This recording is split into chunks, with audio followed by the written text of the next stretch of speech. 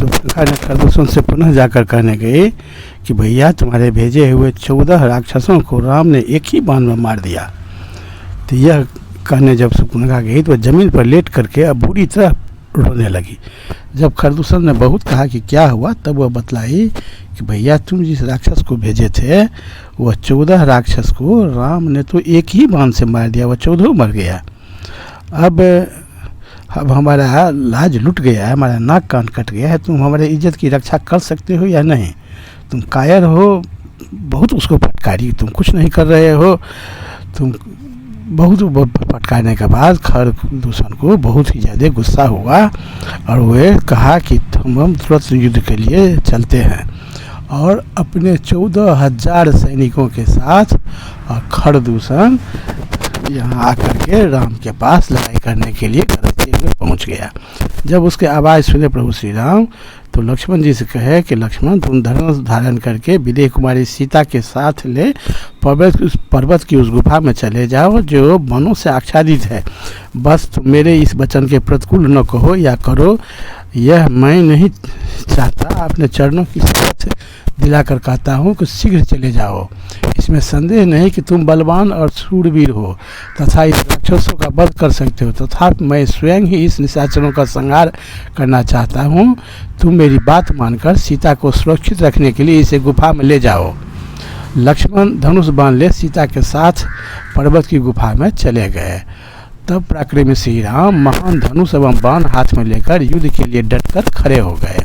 श्री राम और राक्षसों का युद्ध देखने के लिए इच्छा से देवता, गंधर्व, सिद्ध और चारण आदि महात्मा वहां आकाश में एकत्रित हो गया। सभी युद्ध देखने के लिए आ गए।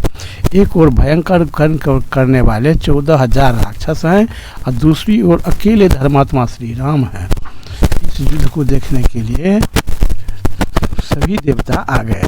खर ने अपने धनुष को उठाकर सूत को आज्ञा दी, मेरा रथ राम के सामने ले चलो। सारथी ने घोड़े को उधर ही बढ़ाया जहां महाबाव श्री राम अकेले खड़े होकर अपने धनुष की टंकार कर रहे थे। उस समय खर ने सम्रांगण में श्री राम को पीड़ित सा करके बहुत जोर से गर्जना की। समस्त निशाचर श्री राम पर नाना प्रकार के अस्त्र शस्त्रों का वर्षा करने लगा। राक्षसगण श्री राम पर बाणों की वृष्टि कर रहे थे। श्री रघुनाथ जी राक्षसों को छोड़े हुए उन अस्त्र शस्त्रों को अपने बाणों द्वारा उसी तरह ग्रस्त लिया जैसे समुद्र नदियों के प्रवाह को आत्मसात कर लेता है। श्री रघुनाथ जी के सारे अंगों में अस्त्र शस्त्रों के आघात से घाव हो गया था, वे लहूलुहान हो रहे थे।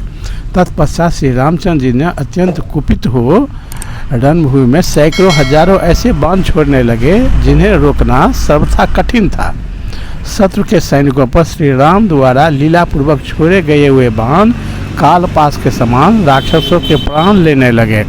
श्री राम के बाणों ने उस समय सोने के साजबाज एवं कवच से सजे और रथों से जुटे हुए घोड़ों, सारथियों, हाथियों, सवारों, घोड़ों, घुड़सवारों को छीन भिन कर डाला। इसी प्रकार श्री राम ने समरभूमि में पैदल सैनिकों को भी मारकर यमलोक पहुंचा दिया। उसी समय आकाश में अगस्त ऋषि प्रकट हुए और अगस्त ऋषि ने श्री राम को सलाह दी कि राम तुम्हारे पास गुरु विश्वामित्र का दिया हुआ मोहिनी अर्थ है, उसका प्रयोग करो, ये सैनिक आपस में ही लड़ कर मर जाएंगे।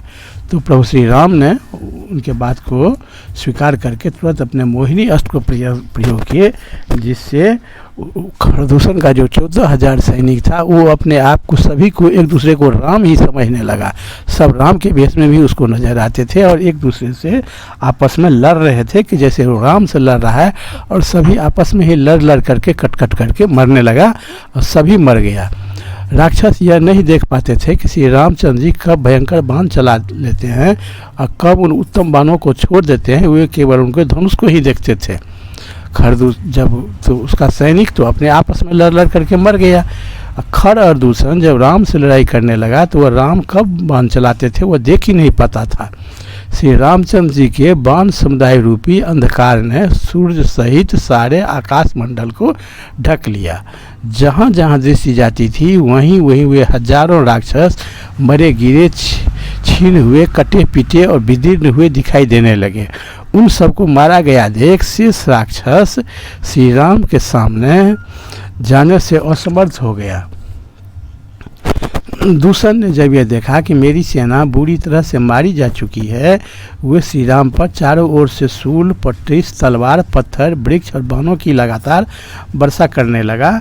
तब अत्यंत कुपित हुए वीर श्री राम सम्रांगण में दूषण के विशाल धनुष को काट डाला और उनके चारों घोड़ों को मौत के घाट उतार दिया। सारथी को भी सिर उड़ा दिया। उस राक्षस की भी छाती में चोट पहुंचाई। धनुष कट जाने और घोड़ों तथा सारथी को मारे जाने पर रथहीन हुए दूषण ने एक परिधि हाथ में लिया और रणभूमि में बहुत बड़े भयंकर उस परिधि को हाथ में लेकर वह क्रूर कर्मा निशाचर दूषण श्री राम पर टूट पड़ा। उसकी दोनों भुजाएं काट डाली। वह विशाल परिधि अपनी भुजाओं के साथ ही दूषण भी पृथ्वी पर गिर गया। और जब दूषण भी उसके अंजाय मारे मर गया, उसके बाद खर अकेले बचा और खर प्रभु श्री राम से अकेले युद्ध करने के लिए, और बड़ा अचंभित हो गया कि हमारा सारा सेना मारा गया, हमारा दूषण मारा गया और हम अकेले बच गए हैं। बहुत ही खर भी बहुत हताश हो गया और उसी हताश की अवस्था में वह अब श्री राम से युद्ध करने के लिए तैयार होने लगा। और आगे कि जब युद्ध होगी, खर का जो युद्ध होगा, खर का सभी मर गया। एक तीसरा सारथी बचा था, उसको भी राम ने एक ही बाण में मार दिए। उसके बाद अब दूषण खर बचा।